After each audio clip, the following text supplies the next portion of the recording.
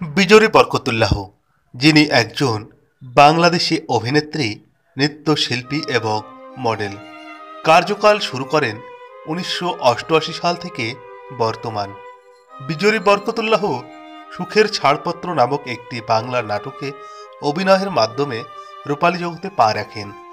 এই নাটকটির পরিচালক ছিলেন তার বাবা মোহাম্মদ বরকতুল্লাহ। এরপর অনেকদিন বিরতির পর আবারও ধারাবাহিক নাটকে অভিনয় করেন এই অভিনেত্রী। এছাড়া তিনি মাহফুজ আহমেদের সাথে মেঘ কালো নাটকে অভিনয় করে বিশাল জনপ্রিয় অর্জন করেছেন এবং পাশাপাশি অনেক জনপ্রিয় বিজ্ঞাপনে মডেলও হয়েছেন এই অভিনেত্রী।